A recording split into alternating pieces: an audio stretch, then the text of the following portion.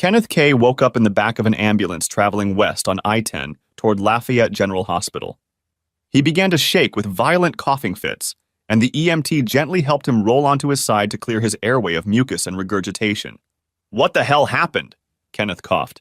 "The factory caught fire," the EMT said. "What?" asked Kenneth in horror. "Is everyone okay?"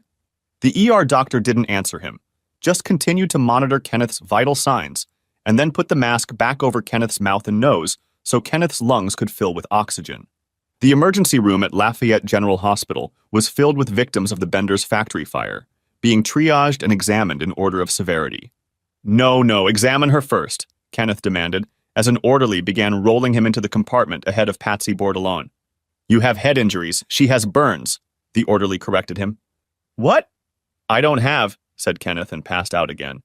When he came to, bright sunlight was beaming through the window. The ward was semi-detached, the other bed was occupied by Big Mike.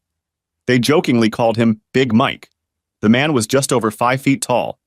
Big Mike was very stocky, his chest and arms a mass of bulging muscle. "Man, we're damn lucky to be alive at all," Big Mike moaned when he noticed Kenneth was awake. "Uh-huh," Kenneth moaned, not feeling very lucky. "Heard some of us died," Big Mike continued, and then Kenneth heard Big Mike sob quietly. "Oh my God," Kenneth moaned, sighing dully at the thought of the deaths of his friends and co-workers. "Man, what the hell happened?" asked Big Mike. "I don't know, I bought some cocaine from a vending machine, and then woke up in some ambulance," Kenneth admitted. 4 days later, Lafayette General discharged Kenneth K. Big Mike suffered a broken back and will be in the hospital for a few more days. Jennifer K., Kenneth's wife, drove 40 miles from Bender to Lafayette to pick up her husband. The tall blonde woman let him know she wasn't thrilled that she had to make such a long trip. Kenneth sat next to her and wondered, not for the first time, why he had married this strident woman in the first place. Yes, she was beautiful, or had been beautiful 19 years ago standing behind the McDonald's counter, but beauty alone was not enough to justify her attitude or behavior. Their marriage was the usual "guess what, honey," and Kenneth had agreed to do the right thing, to marry the frightened, angry Jennifer Moore and give the child that was growing in her belly a loving home. He put his dream of becoming a professional baseball player on the back shelf, along with his dream of becoming a rock star bass player, and took a job at Bender's mattress factory. When he learned that shifts from midnight to 8 paid 20 cents an hour more, he jumped at the chance. No, the more we can save up, honey, the sooner we can get out of this crummy apartment and buy our own house for you, me and Kenny, Kenneth said, stroking his wife's swelling belly. Jennifer gave birth to a beautiful blonde baby girl and named her Jadia Ann K. Jadia? Kenneth crinkled his face at the strange name. Yeah, see, I went to school with this girl. Her mom named her Verisa, you know? Instead of Teresa, and I remember thinking it was so cool that her mom loved her enough to give her kid her own name, you know? I mean, there are hundreds of Jennifers around here, but how many Veras do you know, huh? Explained Jennifer. Greedy, interjected Kenneth. Where the hell did that come from? Yeah, it's like Nadia, only with age, get it? Said Jennifer. Kenneth sighed, realizing it was useless to argue with Jennifer. She had already made up her mind. No sooner had Jadia started walking than Jennifer announced that they were expecting a baby again. Okay, but I'm going to name this baby, Kenneth insisted. Uh-huh, Jennifer replied, not about to let him name her baby. Jalissa Amy K. was born, a bushy blonde with blue eyes like her mother's. Jalissa? Asked Kenneth, frowning. My mom's name is Melissa, so it's like Melissa, but with age, Jennifer explained, and then proceeded to coo and cradle the wrinkled baby. Sounds like a name for a pauper, Bernice K., Kenneth's mother, whispered loudly.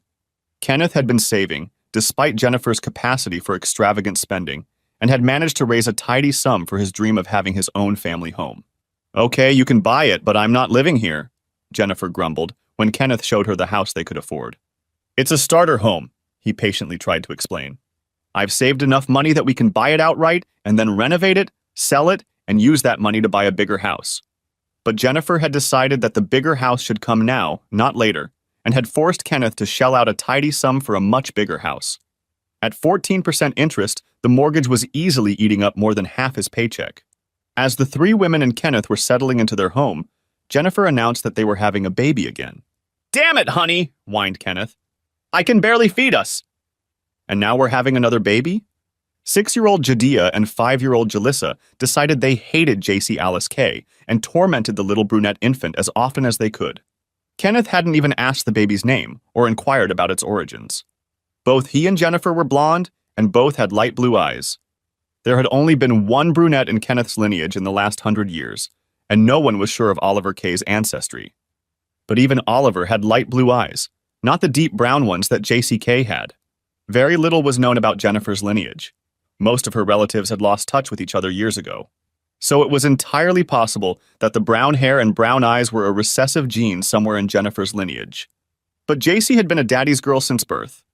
Jennifer was content to take care of her two girls, leaving the care of JC to her father. And leaving JC's protection to her father, too. "Mommy! He hit me!" screamed Jalissa at the top of her lungs after Kenneth spanked her. "I caught her when she was about to drop this on JC's head," Kenneth explained, holding up a large ceramic piggy bank. "I wasn't going to," Jalissa lied. "I was just showing it to her." "While she was asleep?" grinned Kenneth, and Jalissa had the nobility to blush at being caught in such an obvious lie.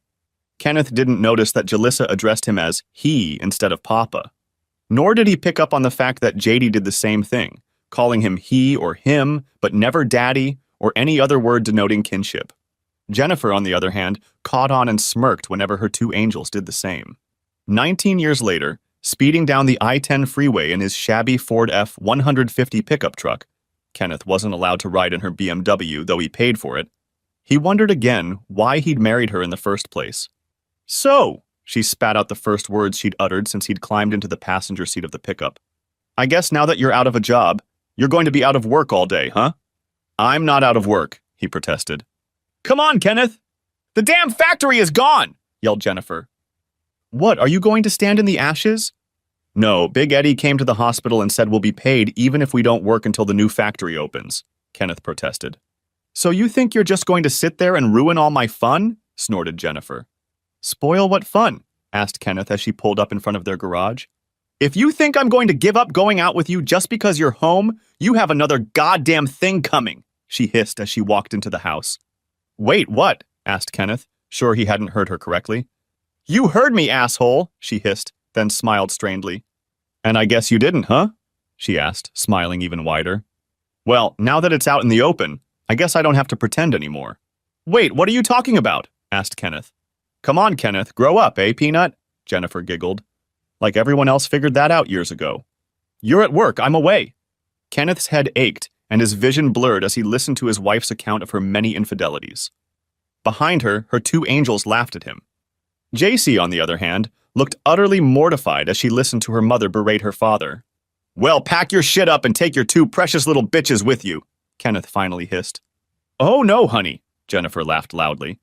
No, that's not how it works." "This is a no-fault state. It means I get half of everything, plus custody of the kids. It means you have to pay the mortgage, the car payment, and child support. Oh, and you can kiss your precious little angel goodbye. I'll ever let you see her again." "Go ahead, dumbass, divorce me, I dare you." "Now, if we're done, I have a date with Cecil." "See you later." Kenneth watched in shock as she walked up the stairs, already pulling her cell phone out of her purse. "Hey, Cecil, yeah, dumbass is home. Do you think you can pick me up in about 30? said Jennifer, slamming the door to the master bedroom. "Daddy, I swear I didn't know anything about," whispered JC, sobbing and hugging her father tightly. "Honey, it's going to be okay," Kenneth whispered, hugging the 12-year-old girl tightly. "Nuts!" Jalissa giggled, waddling with her massive bulk out of the kitchen. "It's going to be okay," Kenneth reassured her. Chapter 2. Kenneth gave a strained smile as a car pulled up in front of the house with ghetto music blaring from it. "See ya," Jennifer exclaimed cheerfully, and smirked when Kenneth gave her the finger. "I should make Cecil come here and beat the shit out of you," she hissed hatefully. "I wouldn't advise that if I were you," he agreed easily. "Screw you, asshole," she snarled, unable to think of anything else to say. "Never again, but hurry up, don't keep me waiting," Kenneth said, and went back to the computer screen. The door slammed shut and Kenneth shook his head sadly. With 2 more clicks, all of Jennifer's credit cards were canceled and the balances paid in full. He then increased the amount of the mortgage and car insurance and lowered the deductible on both. The increased insurance premiums were paid from a secret bank account that Jennifer had opened. Kenneth knew about her account. He had known about it for years, but since she only transferred $300 or $400 a month into it, he saw no reason to make a fuss about it. Opening a new bank account in his and his mother's name took a little longer. He wanted his children to be taken care of, even if, according to Jennifer, he wasn't the parent of any of them. He smiled as he transferred $42,580 from Jennifer's secret account to his new account. Finally, he sighed, leaned back in his chair, and picked up the phone. "Hi, Mom," he said. 5 minutes later, Kenneth was stomping up the stairs. Jalissa's door was the first on the left, so he knocked hard on it. "What?" bellowed Jalissa defiantly. "Open the door," Kenneth ordered. "Go away," she barked back. "Okay," Kenneth said and tried the handle. "Get out, oaf," Jalissa giggled as he rattled the handle of the locked door. "Uh-huh," Kenneth said and took a step back. Jalissa screamed in horror as the door shattered into pieces. "I said open the door and I meant open the door," Kenneth growled. "Now get your fat ass up and get in the car. Now." "Screw you! You can't tell me what to do!" the 17-year-old girl shouted, still scared. Kenneth yanked her out of bed by her greasy hair, slapped her twice in the face, and calmly said, "I'm not kidding. Get your fat, lazy ass in the car now." Jadia didn't even wait for her father to knock on the door. She was a coward who hid behind her mom or Jalissa. She rushed down the stairs and got into the back seat of her mom's BMW. JC looked apprehensively at her father approaching. "Come on, get in the car," Kenneth told her quietly. "Yes, sir," JC replied. "Please take care of Pebbles," pleaded JC in her own quiet whisper. "Damn, I forgot about—" "Okay, I'll take care of her," Kenneth promised. Pebbles was JC's cat. She had lived with her since she was 9 years old. She named her after the Flintstones cartoon. Because of their love for the cat, JD and Jalissa constantly tried to hurt her. Therefore, the animal was distrustful of everyone but JC.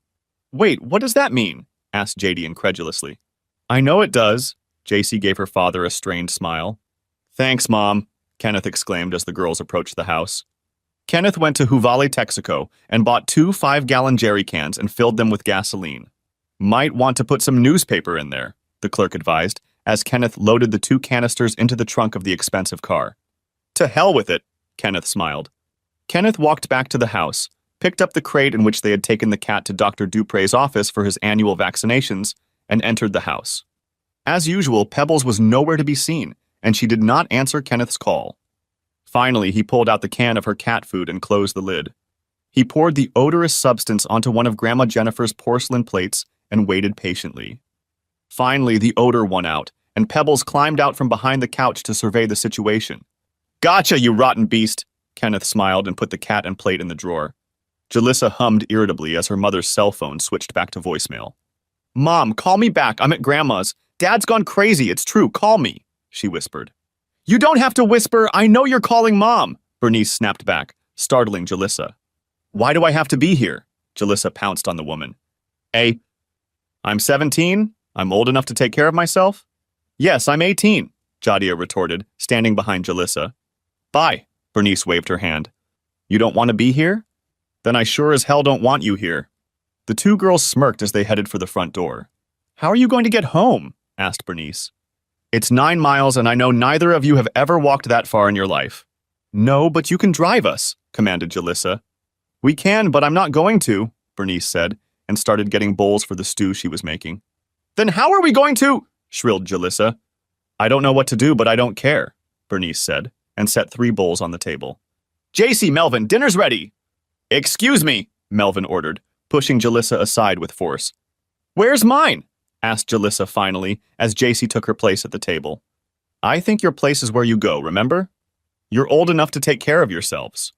"Bye," Bernice said as she waved her hand. "I hate you!" Jalissa shrilled to her grandmother. "How sweet, dear," Bernice smiled. "Bye." Kenneth put a few holes in the gas tank of the BMW and, after much deliberation, a few in the tank of his pickup truck. Then he carried the first of the 5-gallon gas cans upstairs and started on the bedroom he shared with Jennifer. He doused the bed, dresser, and low closet liberally. He sighed as he looked at the 42-inch plasma TV, then shrugged, picked up one of her ridiculous figurines, and tossed it at the expensive TV. When he walked into JC's room and started pouring gasoline on her bedroom, his stomach hurt. He noticed a small framed photograph and picked it up. It showed him and JC posing with a small fish she had caught when he first took her fishing. He carried her downstairs and placed her on the crate. Inside the crate, Pebbles, done with her treat, had already begun to squeal. He went back upstairs and gleefully doused Jadis and Jalissa's rooms with the remains of the first canister of gasoline. Then he simply dumped the canister on Jalissa's bed. He emptied the second canister all over the furniture downstairs. He then took the crate and a small photograph and walked out of the house. He set the crate and the picture at the edge of the driveway and then walked toward the house. He set up the sprinkler and locked it in place, aiming the spray at Ray's house. On the other side, he did the same thing, aiming the spray at Debbie's house. Then he smiled as he looked at the expensive monstrosity that Jennifer had insisted they buy the house he didn't want, didn't love, but had called home for the past 14 years. He opened the front door, flicked a match in the fireplace, and dropped it on the gasoline-soaked oriental rug. Then he closed the door, walked to the edge of the driveway, and waited. When the first fire truck arrived, it was too late. The house was nothing but a ball of flames. Ray's house had already begun to smolder, even though Kenneth had taken care to put a sprinkler on it, so the first fire engine was trying to keep the flames away from Ray's house. Debbie's house was a little farther away, so the second fire engine was helping the first one, which was tackling Ray's house. "What happened?" asked Sheriff Dick Davis as Kenneth stood on the opposite side of the street, holding a shaky box and a small framed photograph. "Set it on fire," Kenneth shrugged. "My wife, Jennifer, and I figured if we burned it down, we'd get the insurance money and then buy a smaller place we could afford." You started this fire?" "Intentionally?" asked Sheriff Dick Davis, making sure Deputy Orville Jackson was close enough to hear Kenneth's confession. "Yeah," Kenneth shrugged.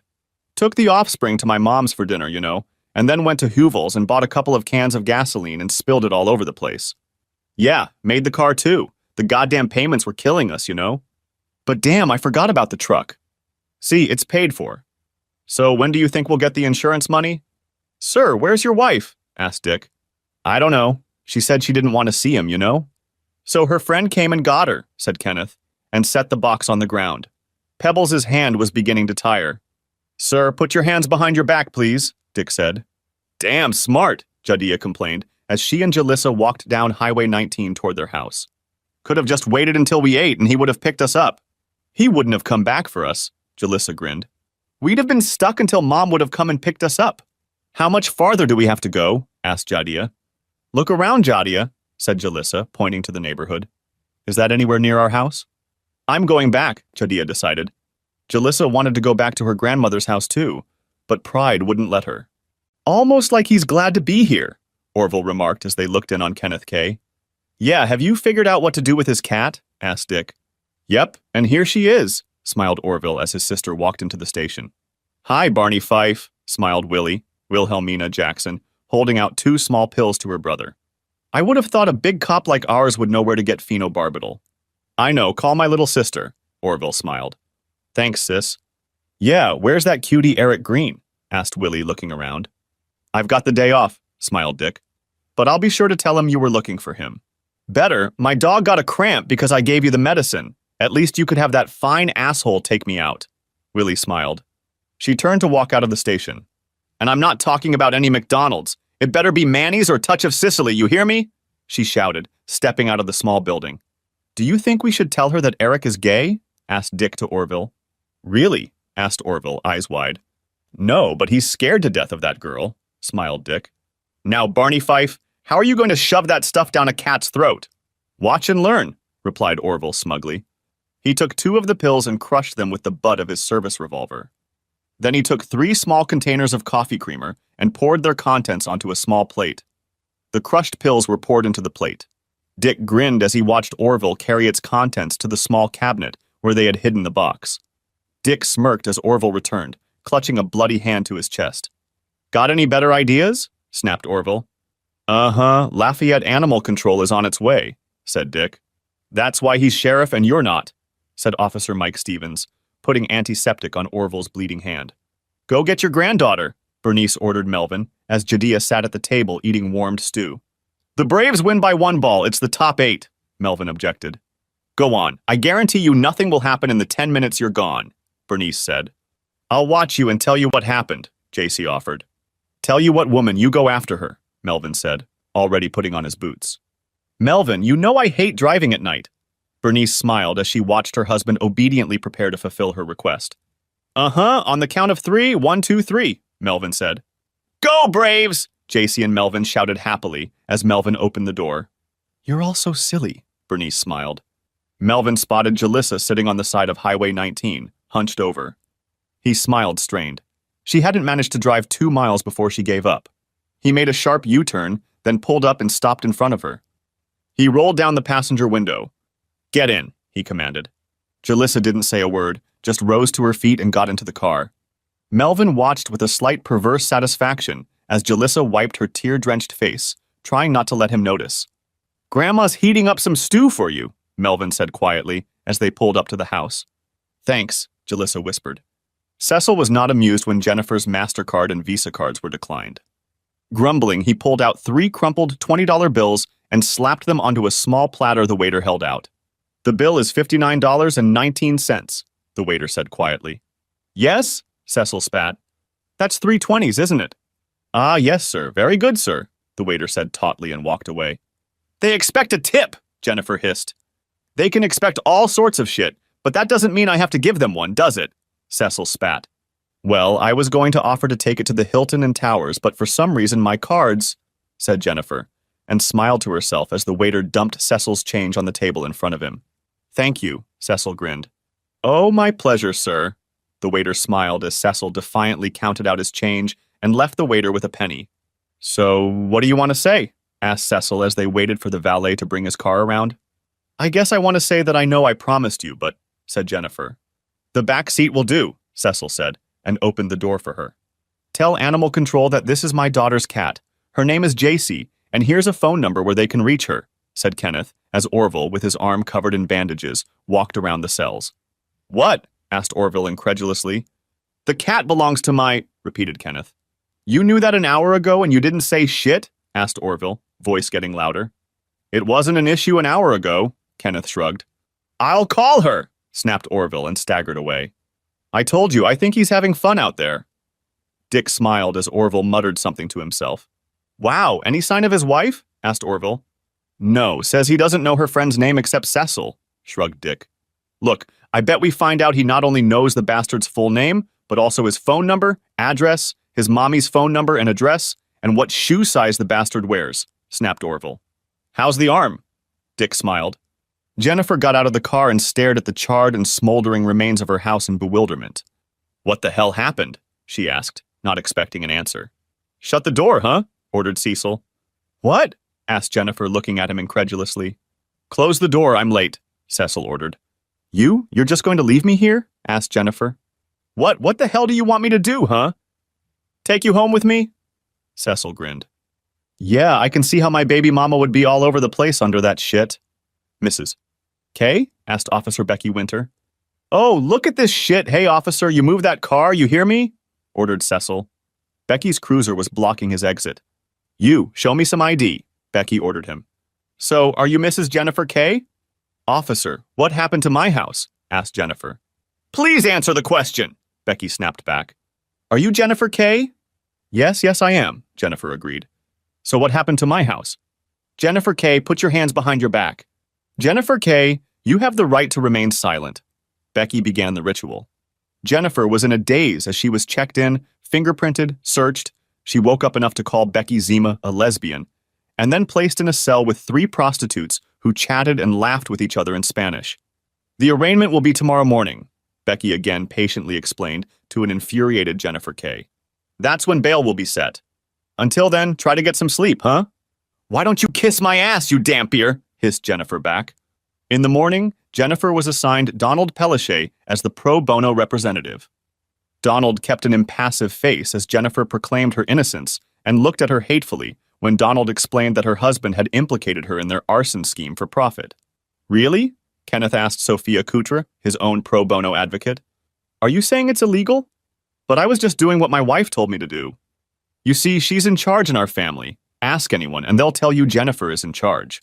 "You son of a bitch!" yelled Jennifer at Kenneth when they finally saw each other at the St. Elizabeth Parish Courthouse. Kenneth grinned at Jennifer as Donald and the bailiff forcibly restrained her. "You bastard! I'll destroy you!" Jennifer screamed as he was led into the courtroom to Judge Jack Melancon. "Stop being so nice," Kenneth whispered to Sophia Kutra as the defense attorney actively demanded her client be released without bail. "What?" she asked, stunned. "I said, stop being so nice. Let me sit where I am," Kenneth said, and she finally looked at the ADA. Adam quickly agreed that Kenneth could remain a guest of the state and Kenneth was transferred to the Dehard jail to await trial. "So, Mr. K, what's really going on?" asked Sophia. "And yes, it's being recorded." "The system sucks," Kenneth replied calmly. "My wife goes out and has fun, and I'm supposed to just sit back and put up with it. I ask for a divorce, she gets the house, the car, the kids, and I get the bills. She hardly ever worked, but I had to bust my ass to give her everything I could, and that's just too damn bad, right? And now she wants to say it was all my idea to burn down our house so I can sit and rot behind bars while she and her lover or lovers, I don't know how many lovers she has, can all go to the Bahamas together on my dime. No, Mrs. Coutre, leave me behind bars. If I don't work, she won't get a penny of my money, will she?" "Yeah, the system really sucks," Sophia agreed. "My first husband cheated on me, he didn't care, and I busted my ass to get him and myself through law school. Once he gets his degree, he'll tell me he's finally found the one true love of his life, and I'm still paying all the bills he racked up when we were married." "That sucks," Kenneth agreed. "Yeah, but there's a bright side to all of this," Sophia smiled. "I met my husband thanks to that asshole running away from me. And his one true love? Turns out he's HIV positive." "Oh," Kenneth smiled. "Okay, Mr. K, I'll see you in a couple of months." Sophia shrugged and rose to her feet. Chapter 3. Donald Pellichet was more than happy to let Jennifer K go as a client. She had insisted that he not favor her over his other clients. "Hell yeah, I'm right. They pay, bitch," he muttered after another sharp altercation. Dick Davis smiled understandingly as Donald walked out of the police station. "I don't know who she's going to contact, but it ain't me," Donald warned Dick. Jesse Johnson entered the station, listened to Jennifer's explanation, and took her information about her secret account. "Shit, there's at least 40,000 in it already," she said. "Just get me the hell out of here." Jesse entered the information into his laptop, cleared the user ID field, and tried again. "Mrs. K, I don't know how to tell you this, but," said Jesse after a long pause.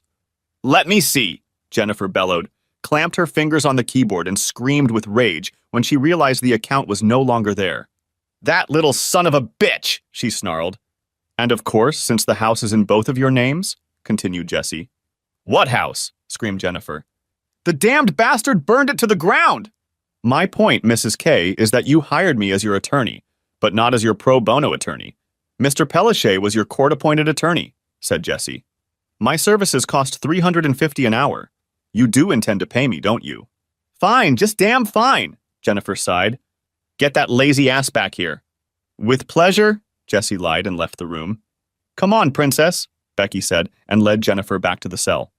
"I'll make you mine, you hear me, punk?" grinned Jamal Westinghouse as Kenneth sat on his bunk rereading Brave New World for the 100th time. "No thanks," Kenneth replied calmly. "But have a good day." "Damn you to hell!" Jamal yelled, snatching the book out of Kenneth's hands. Kenneth then calmly stomped on Jamal's head until Jamal's body stopped twitching. "Hey, boy, you don't have to come at us like that, do you?" complained one of the men. "Eh? Calling me a beggar, huh? Hell, I didn't do anything to you, did I?" "That's right. Didn't do shit for me either, huh? Where were you when homie told me I was his new bitch? Or when he got his hands on my shit, huh?" asked Kenneth. "Shit, I figured you'd get it, know what I mean?" muttered the man. "What the hell?" growled Captain Charles Viejo, seeing the dead body of Jamal Westinghouse lying on the floor. "Slipped and fell, I guess," Kenneth shrugged. "Just slipped," Charles complained. Jennifer was just leaving the courtroom with 5 other women in Bender police custody when a shackled Kenneth K was brought into the courtroom. "What's he doing here?" asked Jennifer to Becky Winter. "They're not going to let him go, are they?" "I don't know exactly. I heard he trampled another prisoner to death." Becky shrugged. Jennifer looked over her shoulder as 3 armed police officers led Kenneth into the courtroom. "Him? You've got to be kidding me! He's a complete idiot!" Jennifer laughed. No, you must be thinking of someone else." "Oh, no, ma'am," said Bernice. "There's no way in hell I'm letting you go to Northside." "Why not?" asked Jadia, swallowing a huge piece of chicken salad sandwich. "Jalissa and I used to go there." "Wow, and look how well you did," Melvin said, earning a slap on the back of the head from Bernice.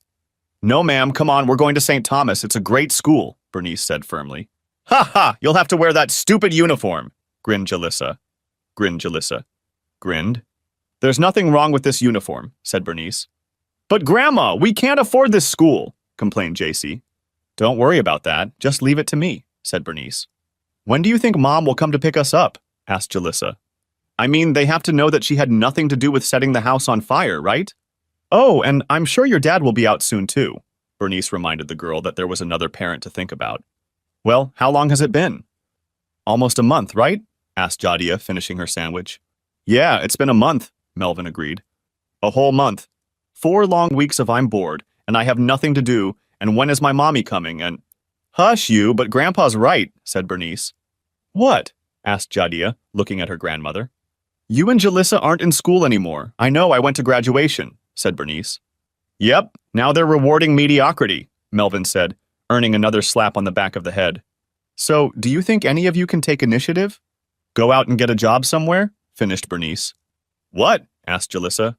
A job, you know. People get up, get dressed, and go to it every day to make money. You've probably heard of them, said Melvin. It's been in all the papers, hell. I've even heard people talking about the job on TV. You're kidding, right? Grinned Jalissa. No, I'm not kidding, said Bernice. I asked you to help around the house. I don't keep a hotel here with free food and clothes and stuff, but none of you can lift a finger. What about her? Exclaimed Jadia, pointing to JC. Eh? What about her? Asked Bernice, putting her hand on JC's shoulder. Who was that yesterday helping Grandpa cut copper? And helped me change the oil in my car the day before, Melvin cut in. And almost got all the oil all over yourself, Jalissa objected. Whatever. At least she tried. At least she helped. At least she did her part, Melvin said. So you two have about— What do you think, Melvin? What would be fair? 1 week? 2? 2 weeks to get yourselves a job. A real will pay you money to work here job or to call Grandma Moore and see if you can stay with her, said Bernice. What? Are you kidding? Shouted Jadia and Jalissa. No, I'm afraid not, said Bernice. Does anyone want another sandwich? I'll take one, Melvin offered. No, honey, you're not a teenager. Bernice kissed him on the balding top of his head. Can I have another one, please? Asked JC, holding out her plate. Sure, sweetie pie, Bernice smiled. Can I have some more, please? Teased JC Jalissa. Oh no, everyone be very careful. There's a vicious animal on the loose here, warned Melvin, as he felt Pebbles rubbing against his leg. Grandpa, it's not! JC laughed as Pebbles rubbed against her bare leg.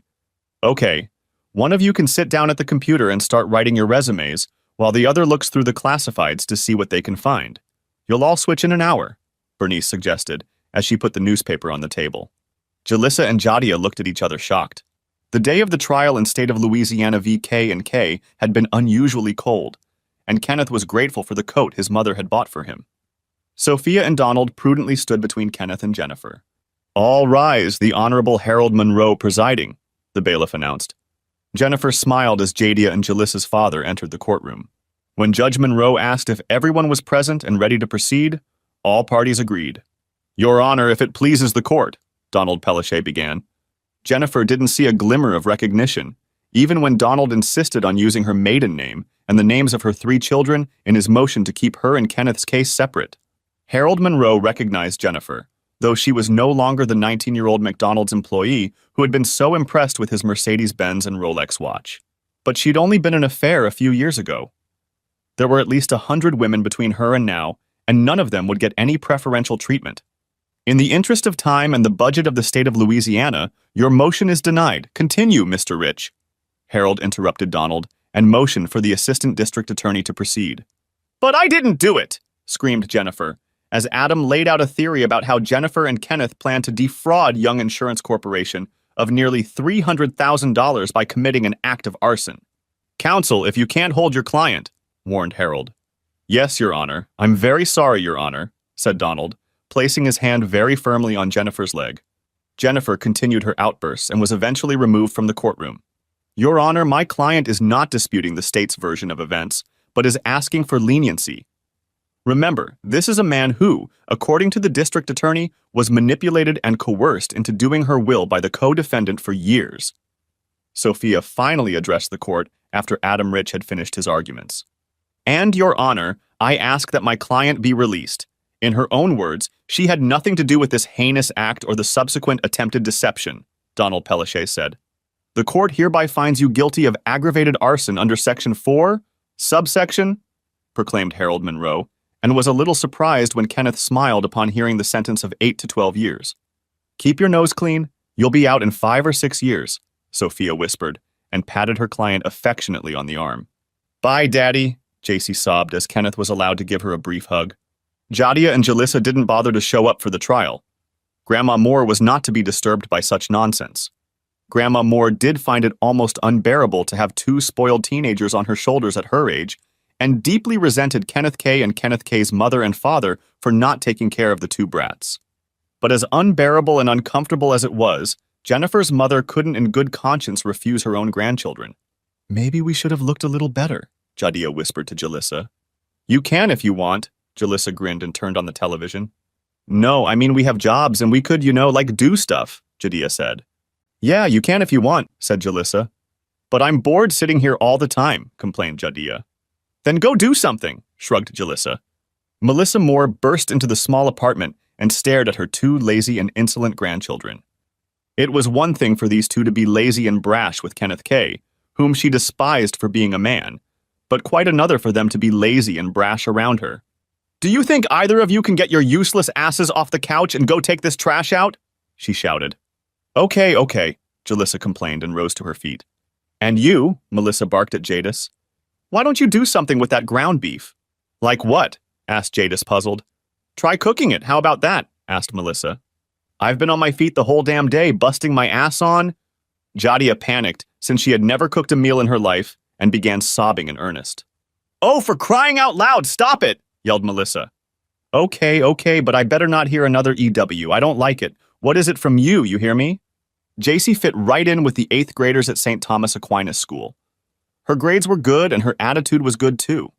And no one thought it was odd that she lived with her grandparents. There were 2 other kids in her class in a similar situation. Given the opportunity to step out of the shadow of her 2 older sisters, JC excelled in sports.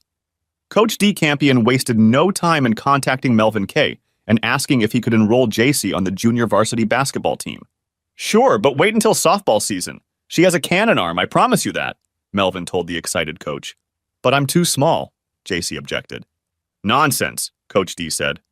"I've seen you pick up the ball and that girl is at least a foot taller than you."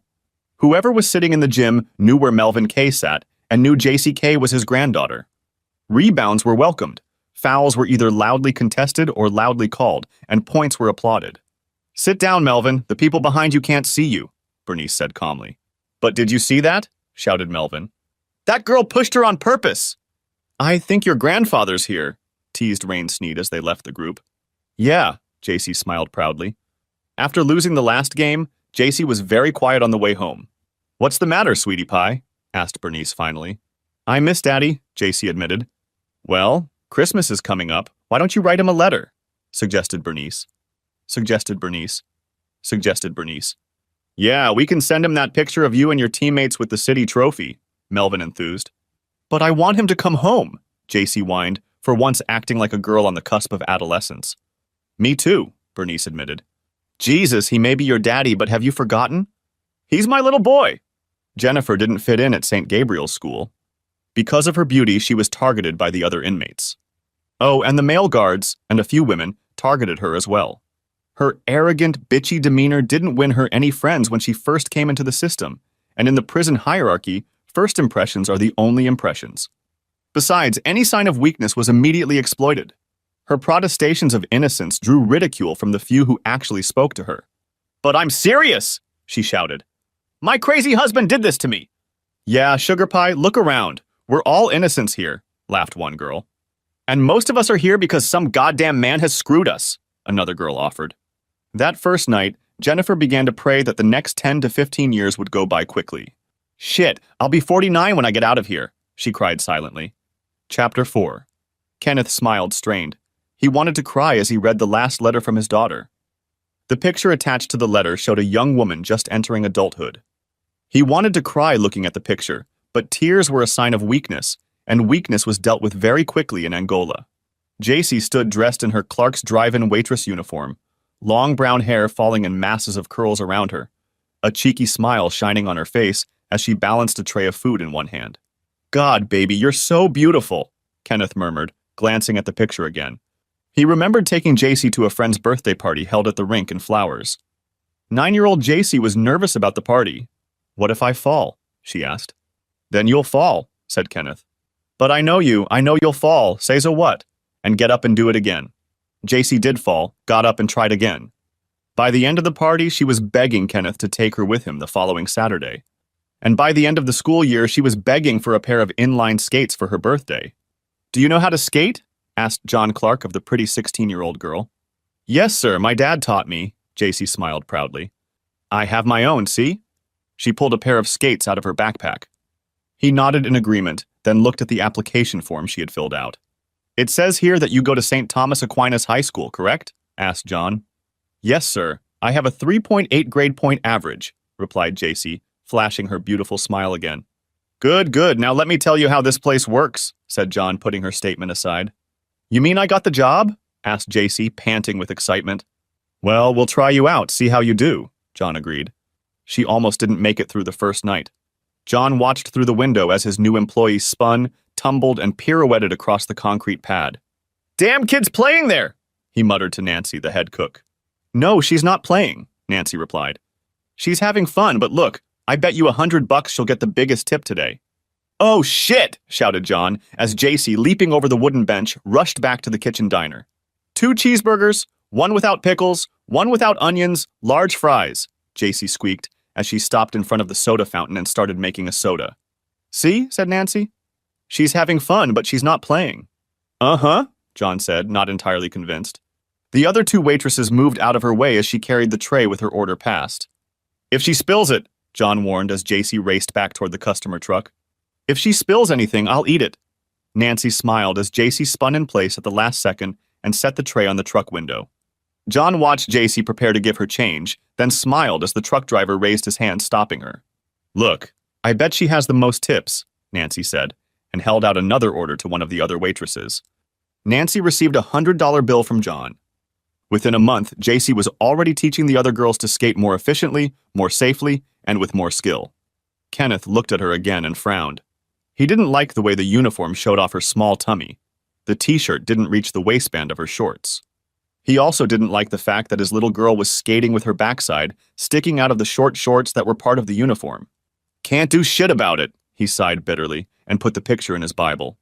The noise level in Angola was close to deafening, but over time Kenneth had learned to shrug it off. He looked around the dimly lit room and sighed. Angola had been the last place he could imagine himself when this story began over 4 years ago. But here he was, slowly awaiting either death or freedom. Jamal Westinghouse had friends. One of the men who sat in his cell the day Jamal was killed ran into one of Jamal's friends and told him what had happened.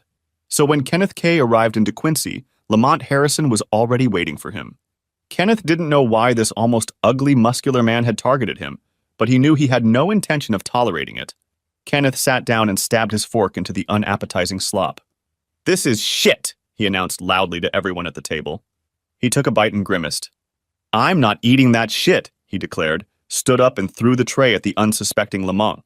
Before Lamont could get to his feet, Kenneth grabbed the man's head in his hands and twisted viciously. "Mr. K," the warden pronounced. "Quite remarkable, I think. 94 prisoners and not a single person saw what happened. As I said, I only got to my feet and," said Kenneth. Yes, I know, Mr. K. You just couldn't eat what we call food, I see, Mr. K. We'll see if you like the food better in Angola, Mr. K," the warden sighed.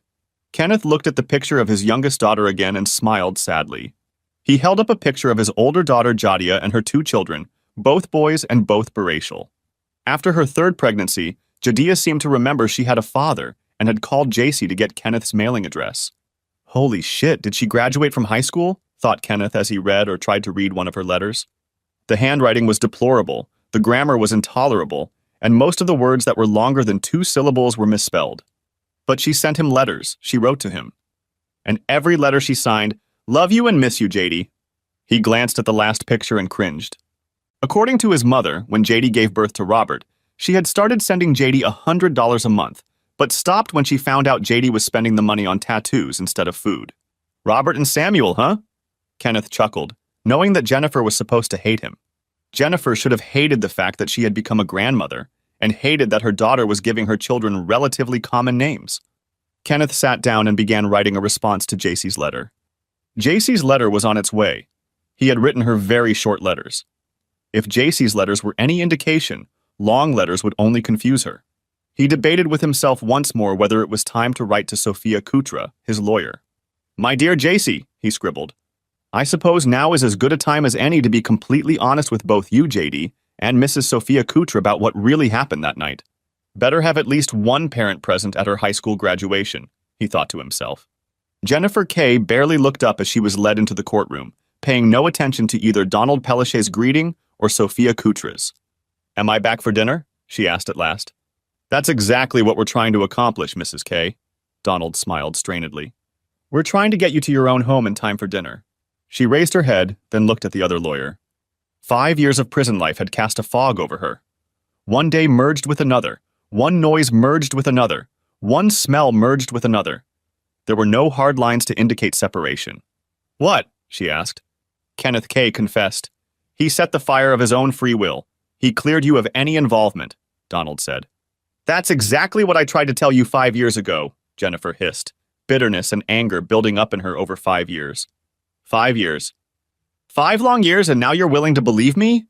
Payback's a bitch, isn't it? Kenneth laughed as he was led past her, heavily shackled, 2 armed guards leading him. "You bastard!" Jennifer hissed, venom spraying from her lips. "Mrs. Kay, please calm down," Donald advised. "You want to look as prim and proper in front of Judge Hill as possible." "To hell with that and to hell with you too," Jennifer hissed. "All rise," the bailiff proclaimed. Jennifer looked hatefully at Kenneth as he very calmly and clearly laid out the details of that night, including Jennifer's impromptu confession of Jennifer's multiple infidelities and the behavior of their 3 children.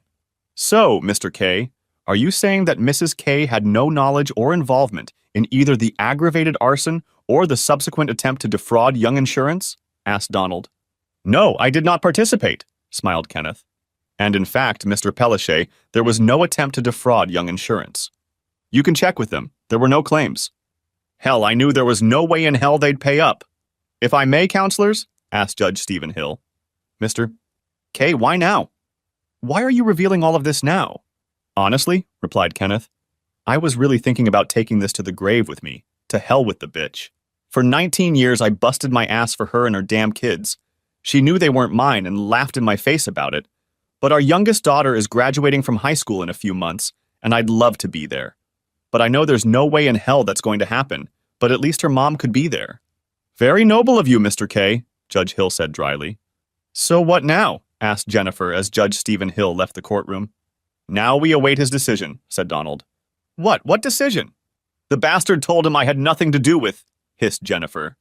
"Yeah, now we just have to wait and see if he believes him or not," said Sophia. "Remember, he's a convicted felon," Donald said sharply. "All rise," the bailiff announced, and Judge Stephen Hill returned. Kenneth Kay was shivering. The van was unheated. "Bastards have a bad habit of dying when you're around them," Frederick Parr smiled, showing a gold tooth. Kenneth answered nothing. Frederick Parr held a 12-gauge double-barreled shotgun pointed at his chest. "Yeah, all sorts of bastards suddenly up and dying and all that," Frederick continued, smiling broadly. "Hell yeah, don't let that little white boy fool you," the second guard sniggered. "That's one tough bastard." "Ain't that right?" asked Frederick. Malcolm shifted his gaze from one guard to the other, then to Kenneth. "So what did you do after all?" he asked finally. Kenneth looked dumbly at Malcolm, then shrugged, turned his head and continued to stare straight ahead. No, you bastard, you know what you did. "Talk to me," Malcolm demanded, sure that the guards were lying, just testing whether he was gullible enough to believe their bullshit. "You'll learn," Kenneth finally said in a voice barely above a whisper. "People who run their mouths don't last long in Angola. Bastards who know when to keep their mouths shut have a much easier life." Bitterness was Jennifer's main companion, and she dutifully took it with her everywhere she went. Martyrdom made frequent appearances alongside her, too. Jadia greeted her mom with enthusiastic squeals and genuine happiness, but she didn't have room for her mom. She lived in an apartment with a large space. Jalissa and her girlfriend were in the process of being evicted from yet another roach-infested apartment when Jennifer found them, so there was no room for Jennifer in Jalissa's house either. Jennifer didn't want to live with Jalissa and Rudy, though. Rudy was a loud, arrogant, obnoxious Puerto Rican girl who had several needle marks on both arms. JC was still living with Bernice and Melvin while she was in high school. "Oh, no, you can always come and visit your daughter," Jennifer hastened to assure Bernice. "No, I wouldn't dream of separating you two." "So where are you staying?" That question made Jennifer realize that she had no room at Kay's house. So Jennifer turned to her mother for help. "Oh, great, just freaking great," Melissa complained. Barely rid of your two offspring, and now you come here to find a place to sleep? Yes, Mom, Jennifer shrilled. I'm so damn sorry, Mom. I just got out of jail, Mom, remember? As soon as I get a job, I'm out of here, okay? Yeah, your two brats said the same thing. Still waiting for one of them to get off their ass and get a real job, Melissa grinned. Malcolm Jennings was sure Frederick and the other guard were lying. Kenneth was the quiet, non-confrontational one. Right, Malcolm smirked, squinting at the picture of JC in her waitress uniform. I told that guy, didn't I? Asked Frederick to Kenneth. There was no wide grin on Frederick's face now as he pointed the shotgun at Kenneth. Gee, sir, I don't know what you're talking about. What happened? Asked Kenneth, feigning ignorance. Why, here, found him in the shower. He's been hurt, said Frederick. Oh, that's terrible, said Kenneth. God, I hope you catch the horrid man who did it, sir. Cut the crap, Kay. I'm only looking for one reason, just one good reason to pull that damn trigger, Frederick hissed at an expressionless Kenneth Kay. Ooh, hey, Snow Bunny, what's your name, huh?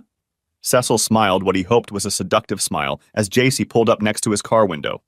Sir, could you turn the music down, please? Asked JC, ignoring the man's question. You're disturbing our other customers.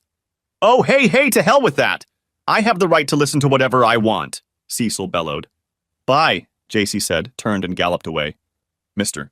John, I asked him to turn the music down and he started swearing at me, said JC. Oh? Said John, slammed the door of the diner and stomped toward the car. John firmly told Cecil that he had two choices, turn off the music or leave. Grumbling and muttering threats, Cecil opted to leave, looking hatefully at the little white bitch whizzing past toward the next latecomer. So, what's the biggest tip you've ever gotten? Asked Terry, a slender blonde, lighting a cigarette during a break. Me? A guy gave me $10 if I could jump on the bench out front and not drop his hot fudge sundae, smiled JC. The guy offered me $50 if I'd give him my disgusting underwear after my shift. Vanessa, a petite African-American woman in her 20s, admitted. You, squeaked JC. What did you do? What do you think? Gave it to him, Vanessa shrugged. You? Oh, Vanessa, really? Squealed JC. What? Vanessa shrugged. Hell, the most I ever got was $5, Terry admitted. Oh no, he's back, Vanessa said as Cecil's loud knocking was heard. Cecil whined as he saw a powerful man approaching his car. Man, listen, all I want to do is eat, okay? He angrily barked at John. And I told you to turn that shit off or get out, John yelled back. Fine, there you go, satisfied? Cecil spat, turning off the music. Now send that little white girl with the brown hair over here and take my order. No, I'm standing right here. You can give me your order. John smirked as he watched JC and Vanessa rush past, trying to show off to each other. Cecil watched as the two girls completed their rounds, picking up empty trays and trash from various machines. Sir? Asked John loudly, catching Cecil's attention. Yes, give me a burger, everything on it, and a diet soda water, Cecil ordered. Fries? Asked John. With fries? Asked Cecil. If you pay for it, yes, said John. Then no, said Cecil. JC walked tiredly to her car. It had been a leisurely night, and for her, leisurely nights were even more tiring than tense nights. At least on busy nights she could move. Stopping, starting to move, and stopping again took a lot more energy out of her. Hey, bitch, I need to talk to you, Cecil growled and reached for her. On adrenaline, she snatched a can of pepper spray from her purse. Cecil shrieked as the poisonous spray hit his eyes. Blinded, he reached out to punch JC and knock the horrible canister out of her hands. JC didn't let the can out of his hands until Cecil wheezed, squirming in agony, unable to breathe. I called the police, John shouted, waving the gun. Go call your grandparents, let them know you'll be home a little late. Melvin was already out of bed and dressed when Bernice hung up the phone. Be careful not to speed, Bernice warned. My granddaughter is in trouble and all you're worried about is me speeding? Gasped Melvin. Melvin stood and listened as Sheriff Dick Davis took everyone's statements. Unfortunately, since nothing had actually happened other than Cecil raising his hand to JC, there wasn't much that could be done. So you're saying she has to let him rape herself before you can do anything? Asked Melvin angrily to the cop. No, what I'm saying is that if he did have a hand in her, we could charge him. But apparently your granddaughter pulls the trigger too fast, so, explained Dick patiently. To Cecil, on the other hand, Dick said, You bother her again and I'll be on your ass like stink on shit, you understand? Cecil didn't answer, only groaned as the EMT finished washing out his eyes. It's going to sting for a while, but you'll be able to drive, the medic finally said. Yeah, sure, sounds great, JC said, and hung up the phone. How's your mom, honey? Asked Bernice, trying not to give away her disapproval. Fine, I guess, shrugged JC. Says he wants to take me out to dinner to celebrate graduation, you know. Oh, that's nice, Bernice said, trying to sound chipper. Manny's Mexican food? It's really good there, JC said, and got ready to leave. Be careful, have fun, love you, Bernice said. JC looked into the living room and smiled. Melvin was lying on the couch snoring. Pebbles was lying on his chest and snoring too. Grandma, bring me the camera, JC whispered. What? Melvin shook as the flash of the camera startled him. Sorry, Grandpa, JC smiled. Forgot to turn off the flash. Damn animal, JC, get your horrible cat away from me, Melvin complained. Oh, I would. If I had a cat, JC laughed, lovingly stroking the cat's belly. After kissing Melvin and Pebbles, JC walked out of the house. I hate cats, Melvin muttered, sitting down. We should throw that thing outside, let the coyotes have it. Yeah, the cat looks scared, Bernice smiled. Now go wash your hands, dinner is almost ready. Where is JC going? Asked Melvin. To dinner. With his mother, said Bernice, pronouncing the word mother as if it were vulgar. Cecil smiled lightly. He had run into Jennifer before and vaguely remembered her. Yes, wait till you see my daughter, you'll like her, Jennifer enthused as they pulled up in front of Manny's restaurant.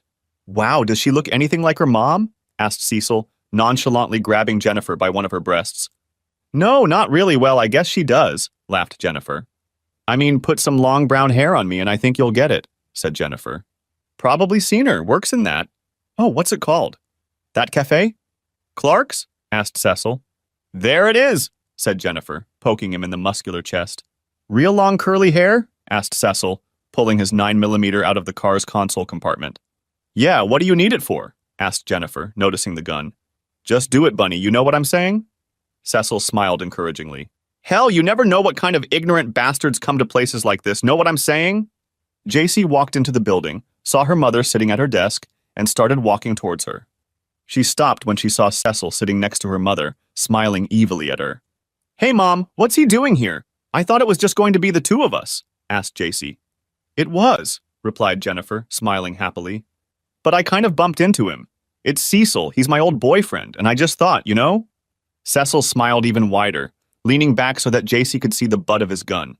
Oh, hi, exclaimed JC, spotting Bobby Corvaros, one of the waitresses in Manny's restaurant. Mom, I'll be right back. This girl and I went to high school together. She graduated last year. Hi, Bobby, said JC, walking over and hugging a surprised Bobby. Call the police, please, she whispered urgently in Bobby's ear. That man at my table has a gun. What? Asked Bobby as JC smiled broadly. I know, she said loudly. I'm so happy to see you. Bobby, we don't have time. You play and chat with your little friends, Manny ordered his daughter. Oh, okay, sorry, I'll talk to you later, JC said loudly. Please, she whispered to Bobby. Bobby nodded and rushed into the kitchen. Have you ever eaten here? Asked JC, picking up the menu and looking through it. Yeah, but years ago, before your father decided to cheat on me and send my ass to jail, Jennifer spat out, still feeling bitter.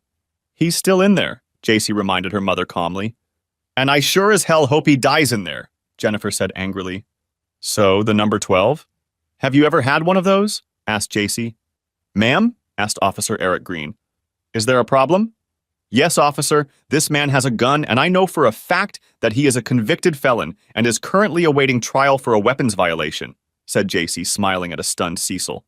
Sir, put your hands where I can see them and slowly stand up, Eric said, placing his hand on the butt of his service revolver. You little bitch, Cecil hissed. So, Mom, JC smiled, looking at a pale Jennifer. Are you supposed to socialize with other criminals? What? Finally mumbled Jennifer. Did I say you have to socialize with other criminals since you just got out of jail? Asked JC loudly. Really? You hate me that much? Jennifer growled at her daughter. Talking about my daddy like that? You hope he dies in prison? Yes, Mom, I think so, JC said as she stood up. You know he's not even your dad, Jennifer grinned and stood up at Eric's request. You know what, Mom? JC smiled. I may not have his blood flowing in my veins, but I have his heart beating in my chest. If I go out, I'll be looking for you, Cecil growled at JC. How sweet, JC smiled sweetly. Officer, you did hear him making threats, didn't you? Yes, ma'am, I heard, Eric replied grimly. Bye, Mom, thanks for a wonderful dinner, JC said and waved to Bobby. Chapter 5. JC stood up, walked across the stage and accepted her diploma. She smiled at the three people who applauded when her name was called, and then returned to her seat. After the ceremony, she hugged Jadia, Melissa, and Jalissa and thanked them for coming. "Like I'm going to miss my granddaughter going to college?" exclaimed Melissa. "Where's—" started to ask Jalissa, but then she remembered that Rudy had been put into hospice last week. "Robbie and Sammy?" she quickly asked Jadia. "They're at Eric's. It's his day off." Jadia smiled. "Oh no, don't tell me he sent them fishing again?" JD smiled. Jalissa started coughing, and JC turned and watched her, greatly concerned. Rudy was in the last stages of his illness, and Jalissa didn't seem to be far behind. Finally, with watery eyes, Jalissa stopped her wet wheezing and gave a strained smile. "So, who's ready for Red Lobster?" said Melissa with fake cheerfulness. "Maybe we are. I know it's going to be pizza tonight," laughed Jadia. "Eric always says he's going to bring home lots of fish, and then they come home with all kinds of stories about how they almost caught one, but—" "What did you expect?" said JC. "He's a lover, not a fisherman." "Ooh, I can't wait to use that on him," laughed Jadia. "Jalissa, why don't you ride with me?" asked JC, placing a loving hand on her sister's arm. "Great," Jalissa smiled, exposing a gap where one of her teeth used to be. JC led them through the parking lot until they came to an old Buick. "I can't believe you still have that thing," Jalissa laughed. JC reminded her. "I gave it to you." "But Rudy said it was better to take 2,000, remember?" "Uh-huh," Jalissa said, losing her smile.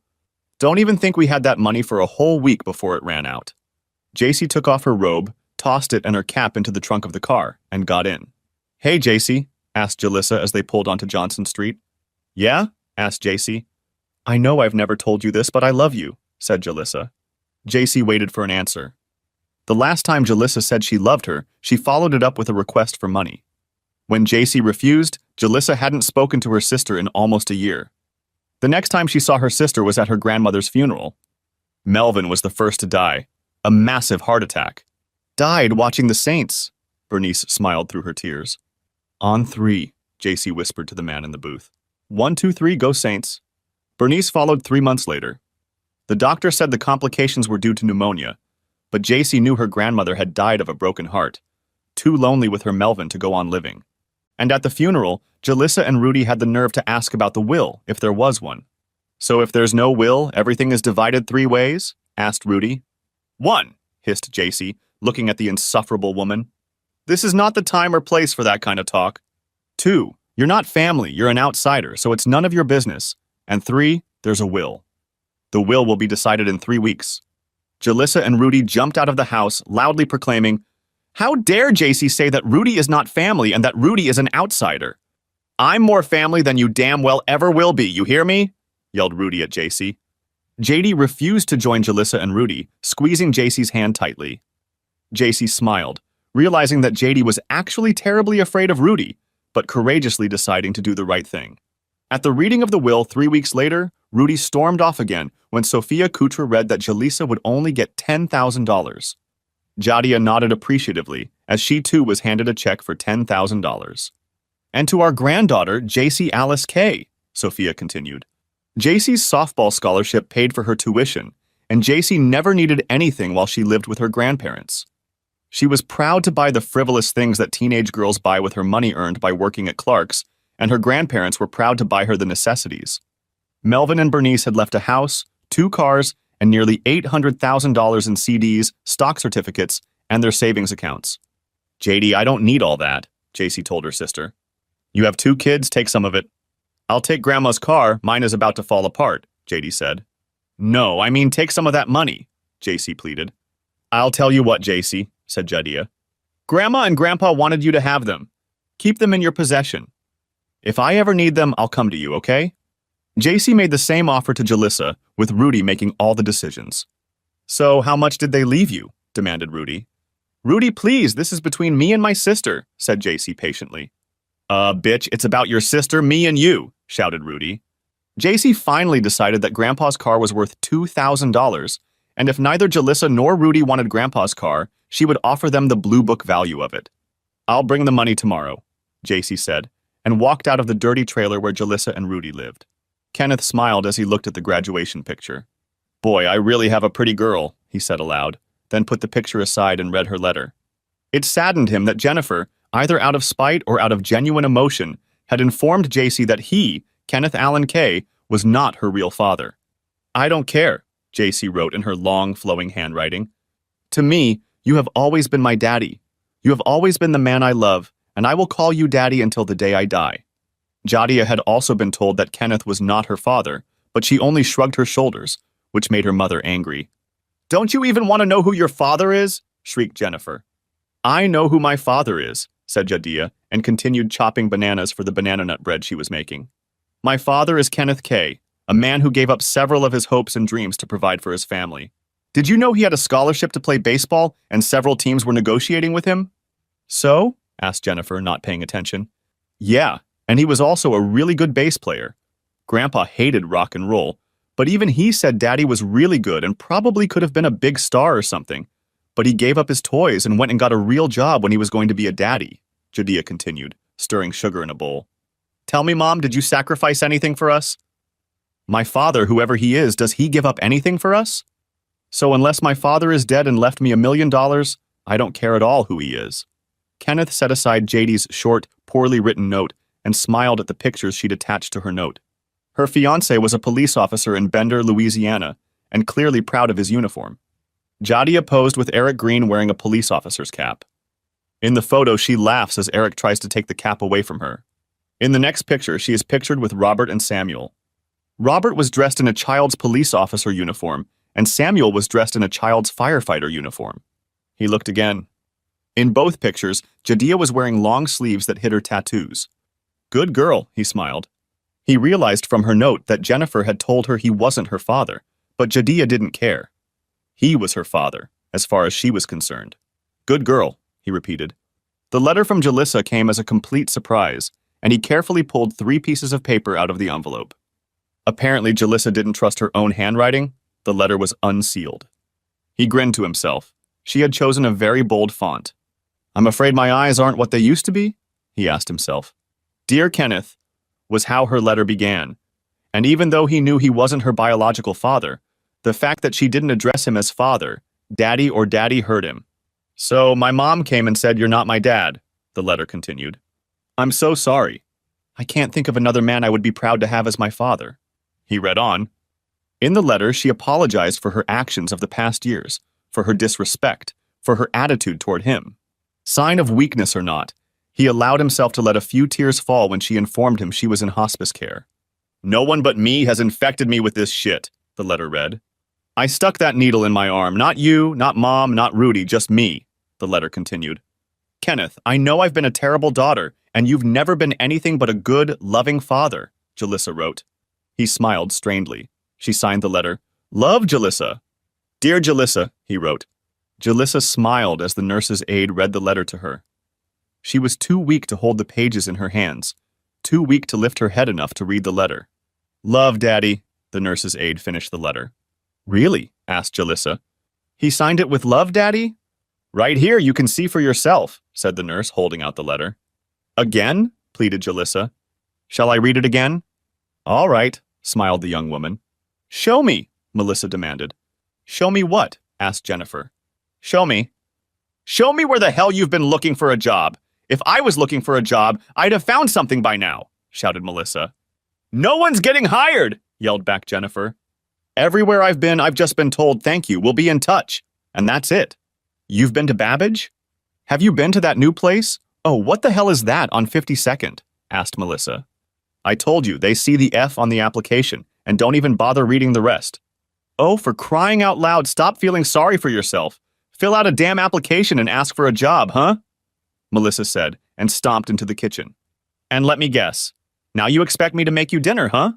Jennifer lifted her now rather plump body off the couch and sprinted into the kitchen. No, I'll do it all myself. What do we have? Asked Jennifer. I've been here all day and you haven't once looked at what we have? Asked Melissa, her anger quite evident. Jennifer quickly straightened up the turkey and then placed a plate in front of her mother, after which she plated some for herself. After finishing their meal, both women returned to the living room to watch television. Melissa had deliberately chosen a program she knew Jennifer wouldn't like, a prime-time investigation. At your house, you can watch whatever you want. At my house, we watch what I want. Melissa smirked and turned up the volume. Kenneth walked into the brightly lit room without much hope.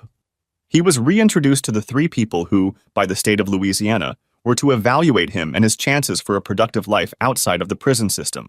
He sat and silently regarded two unpleasant-looking men and an unattractive woman. The woman, even in her 60s, still sported the long hair of her youth and still used the horribly outdated jargon of the bygone Woodstock era. He gave detailed answers to their questions, laying it all out as thick as he could, knowing there was virtually no chance of release. There were 3 unexplained deaths in his file. Actually, there were 6 deaths that could be attributed to him, but he wasn't going to volunteer that information. But he was getting some sort of morbid satisfaction from playing the role of Pious Petey for them. "Well, sir," he said, turning to one of the men, "my mom and dad died, and I wasn't allowed to go to their funeral, so I guess the first thing I'd like to do is visit their burial site, you know? My middle daughter? She's terminally ill. I just found out yesterday she doesn't have long to live in this world, so I'd really like to see her, say goodbye to her. And I have 2 grandchildren, 2 boys. I'd really like to see them." He almost smiled. The woman devoured him with pleasure, nodding her head in agreement. But even if she had believed his ramblings, she would have been changed by 2 bureaucrats in ill-fitting suits. "Well, sir, the mattress factory?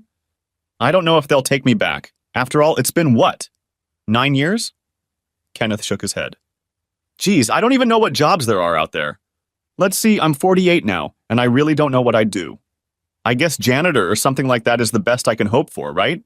For almost an hour, Kenneth answered the questions, fighting the urge to just tell the 3 paper peddlers what they could do with papers, with each other, and with their mothers. "Thank you, Mr. K," one of the men finally said, and he was led out of the room. "I hope you get out of here, Mother. It's all unhealthy and shitty having your ass in here," Frederick Parr said without smiling. "You and I both know I don't have a snowball's chance in hell they'll ever let me out of here, so don't even waste your breath wishing it," Kenneth said as they walked down the dimly lit hallways. JC pulled herself together, then gathered her laptop case and purse and got out of the car. Through the smoked glass doors of Young Insurance, she saw a bored woman sitting at a desk. Her blouse was too tight and unbuttoned 3 buttons, revealing a lacy red bra. The woman also had several tattoos that were clearly visible through the 2 see-through blouse. JC was glad that JD had come to her and asked to borrow some money to remove some of the tattoos. "Not the flowers," JD smiled. "Eric likes to eat at the garden." "Too much information," laughed JC. "How much do you need?" JC smiled at the receptionist and felt slightly perplexed when she looked up, shifted her gaze to her, then returned JC's smile. "Hello, can I help you?" asked Michelle Ruiz. "Yes, JCK. Are you here to see Elizabeth?" "Elizabeth Baggett?" offered JC. "Miss Baggett?" said Michelle, pressing the button. "Yes?" a metallic voice asked. "JCK is here to see you," said Michelle. "Please send her back," said the voice. "Down the hall, first door on the right," Michelle offered, showing a long, brightly painted fingernail. "Thank you," JC said, and followed the woman's directions. As she entered the office, she realized why Michelle had done a double take. On the other side of the desk sat her twin. "You went to St. Thomas Aquinas High School," JC said, smiling even wider. "I remember everyone always asked if you were my older sister." "I can see why," Elizabeth smiled even wider. "But I'm sorry, I don't remember." "There's no reason for that," JC laughed. "I was an 8th grader when you were a senior." "Go on, Avenger," Elizabeth smiled. "And let me see, you're here." "Of course you hear it 100 times a day. I'm looking for a job." "Just graduated from ULL, Business Administrator 3.92, said JC, pulling out her resume. "Keep it here," Elizabeth said, sitting back down in her seat again. "Printed it out from the email you sent me." "There was another girl who kept getting asked if we were sisters," said JC, sitting down in her chair. "Madison Marcoloni?" asked Elizabeth. "Yes, people always confused us, even though I had very short hair back then and she had long, straight hair." "Yes, that's right, Madison," smiled JC. "Okay, now let's see." Elizabeth smiled, taking JC's resume in her hands. "Worked at the Clark for 6 years? That's impressive. Seriously, I mean, I see multiple resumes. There's 10, 15 job openings, and I ask myself, why would I hire you? You're just going to quit in a month or 2, you know? What can I say? I loved working at the Clark, JC admitted. But I didn't go through 4 years of college to ride around in shorts in the winter, you know? "Oh, I know who you are," laughed Elizabeth. "Wow, you're that girl who jumps on the benches out front." "Yeah, that's me," laughed JC. "Have you ever wiped yourself?" asked Elizabeth. "A couple times. One time I had a whole pile of ice cream and I didn't put one of them all the way down and felt it slipping and tried to fix it." They all ended up scattered all over the place, smiled JC. The guys felt so bad for me that they got out of the car and cleaned everything up before I even came back with a replacement ice cream. I got a $20 tip for that. Well, I'm afraid it's going to get a little boring around here, Elizabeth smiled.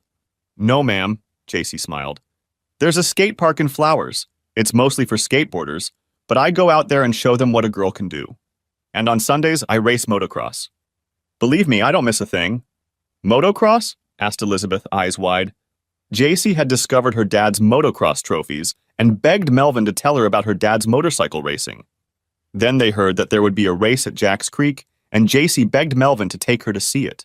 The sun was scorching, the track was dusty, the kiosks were out of sodas and bottled water, the noise was deafening, and JC loved it. Here's Class 125, Melvin said. That's the class your dad raced in. They used to be called animals. Those dumb kids don't have the sense to realize they could get hurt. JC watched as the 14 boys roared around the track for 3 laps, kicking, scratching, and screaming, fighting for position. Oh my God! Screamed JC, as one biker narrowly missed landing on another, making the highest jump at breakneck speed. I'm going to do it, JC told her grandfather firmly, as they rode home that ill-fated Sunday. Melvin looked at the tanned girl and nodded his head. He knew he couldn't talk her out of it, and Grandma wouldn't like it, but she wasn't going to talk JC out of it either. First, he tried to buy her an old Honda 100. The 14-year-old looked at the bike, then glanced at Melvin in disgust. Where are the flowers in the basket? She asked. I mean, really. If you're going to give me a motorcycle for a little girl, you might as well buy everything you need for it, huh? So he agreed and bought her a 1998 Yamaha YZ 125. Yeah, it's a little older, he said. It's perfect, JC said, and then set about helping her grandfather take it apart. They bored out the piston, put a sleeve in the exhaust, bought wider handlebars, lighter rims, and then waited for the next Sunday. That was my daughter. I wouldn't let her race in a class like that, the man said as they signed up JC. Well, that's why she's not your daughter, Melvin said stiffly. The first race, which included 9 boys in her, turned out to be a disaster for JC. After 2 races, she was in 4th place. What? Asked Melvin, perplexed, as a sobbing JC helped him load her bike onto the trailer. What are you crying about? It was your first race! You beat 6 boys. Did you see any of them cry? But I wanted to win, exclaimed JC. Honey, we all do, said Melvin, hugging her tightly. Baby, next time, okay? You'll do better next time, okay? Kenneth was a little concerned when he got a picture of a smiling JC holding the 2nd-place trophy. Would you listen to us if we told you not to race? Texted Bernice to him. Oh, wait. We told you not to race, and you did anyway. His heart caught in his throat when he saw the picture of her racing. His little girl, his child, right in the thick of the motorcycles, fighting for the lead. Oh my God, he wrote to his father. I had no idea how scary it was for you to watch me do all that. And we survived, Melvin wrote. And we're surviving now. Melvin sent pictures of JC's first victory, and Kenneth was horrified. It had rained almost non-stop the day before, and by the time the 25th grade lined up at the gate, the track was a mess. The boy to JC's left, Bobby Orino, as JC knew, had a sneaky habit of crowding people around the outside of the turn. The first turn was a left turn, which meant he would be jostling with her. So when the gate came down, she ducked to the left, forcing Bobby to almost come to a complete stop. Dirt splattered in her face and legs. JC was grateful for the stupid glasses her grandfather had made her wear and the mouthpiece her grandmother had made her wear. We spent too much money on your mouth to let a rock knock your teeth out, Bernice muttered. I don't care if it looks stupid, you're wearing protection. By the end of the first lap, JC had to frantically wipe her glasses to see. By the second lap, she was in the lead and didn't have to wipe her glasses. When no one is splashing mud in your face, you don't have to wipe mud off your glasses.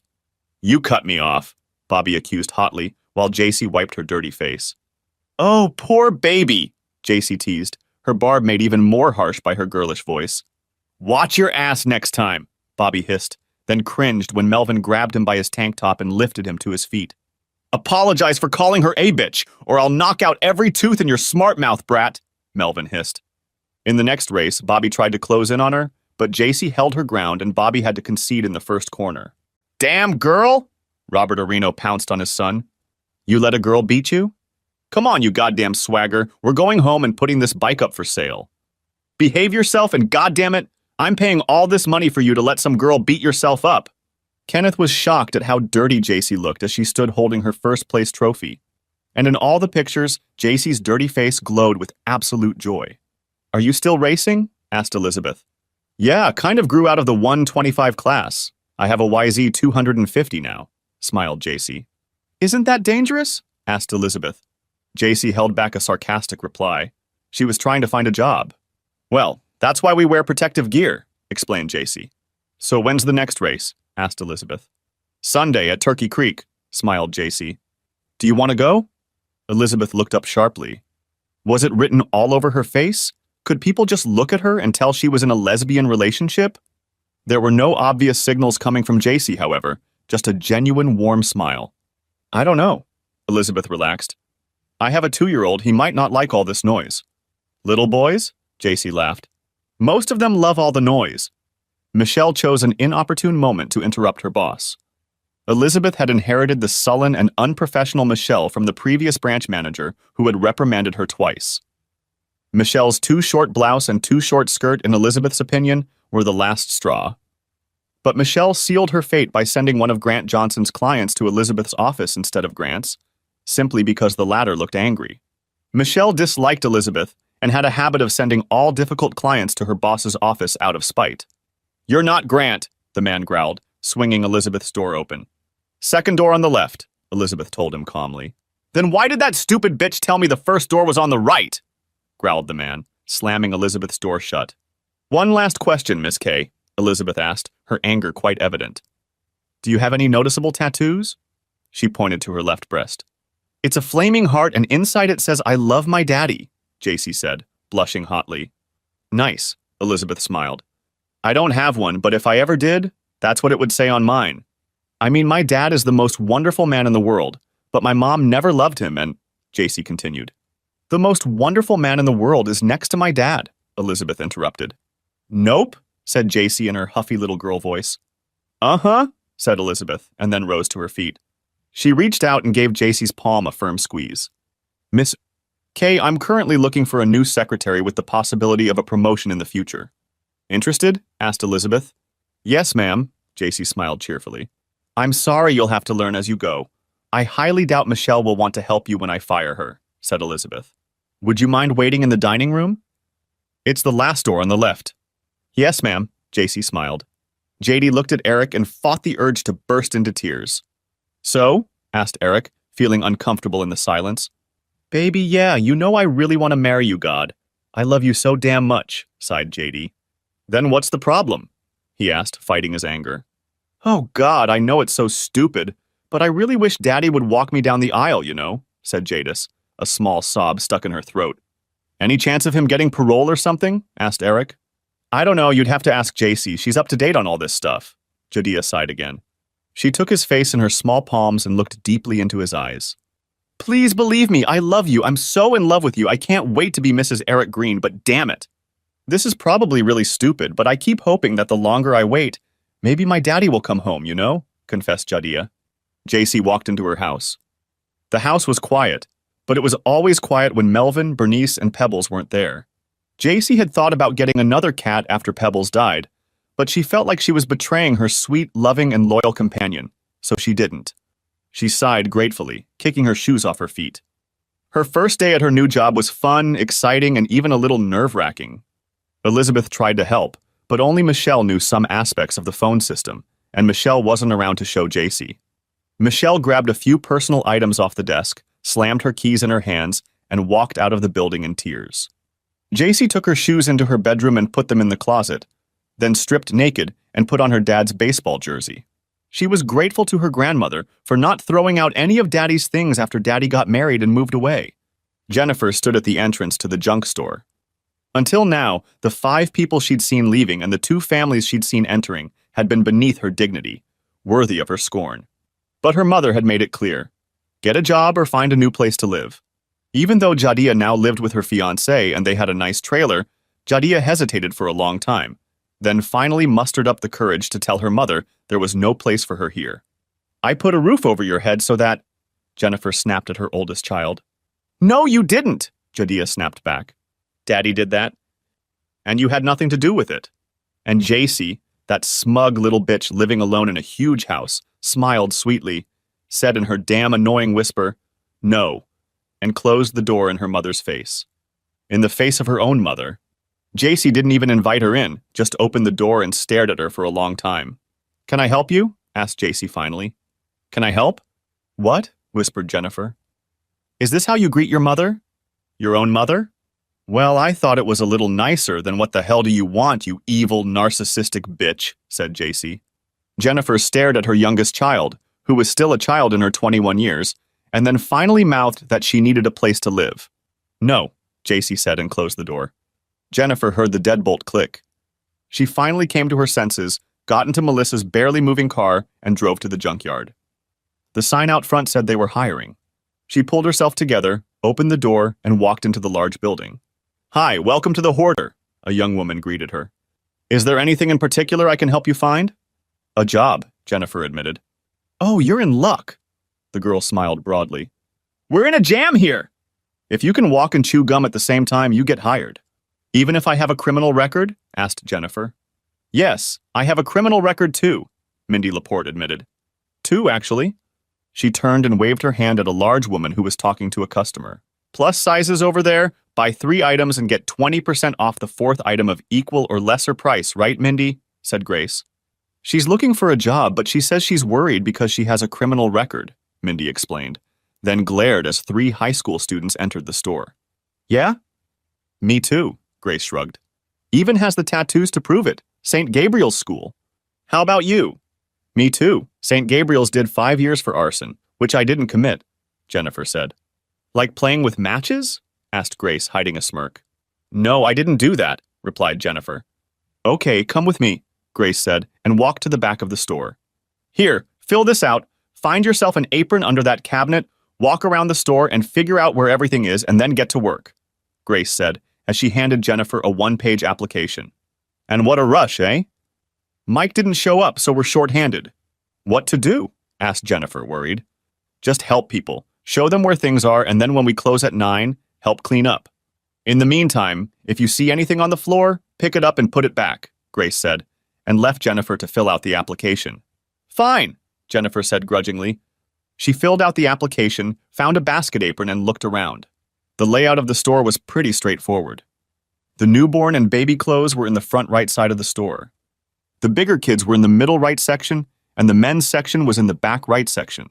Petites and junior sizes were in the front left, clearance racks were in the middle left, and the plus-size section was in the back left. And in the middle was the regular women's clothing. "Oh, this is nice," she commented, picking up a top that had slipped off the rack. "Employees get a 40% discount on non-sale items and a 10% discount on sale items," Mindy said cheerfully as she walked by with several tops in hand. JC was indulging in her favorite pastime, looking at the photo albums Melvin and Bernice had put together for her dad. Kenneth was an only child, so the album contained several pictures of him taken over the years. She smiled lovingly as she looked at the pictures of his childhood. Sipping wine from the only glass, JC contemplated his teenage years, turning her attention back to the prom picture. The smiling girl with the handsome daddy was a mystery to her. It was the only picture of a dark-haired girl. Melvin and Bernice admitted that they couldn't remember the woman's name, and she wasn't in any of Dad's high school yearbooks. The pictures of his baseball glory made her wistful. He could have been so much more than just a mattress factory worker. But he'd done the right thing, the way he thought was right, and married her mother. She glanced at the wedding album and smirked, looking at Jennifer's white dress. The noise in Angola never stops, not even at night. It's just a different kind of noise. Kenneth lay sleepless, not listening to the cacophony around him. Jalissa had died of a terminal illness. Both JC and Jadea had sent him letters informing him of her passing. JC wrote that a nurse's aide told her that his letter was her favorite. Jalissa insisted that the aide read it to her every day. "So I read it to her again," JC wrote. "It made me cry. Your words were so beautiful." "I love you, Daddy." "I love you," Kenneth said aloud. Amidst the echo of screams, laughter, groans, clanging and clanking, no one heard his words. The end? Thanks for watching. I hope you enjoyed it. So subscribe to my channel and watch the next video.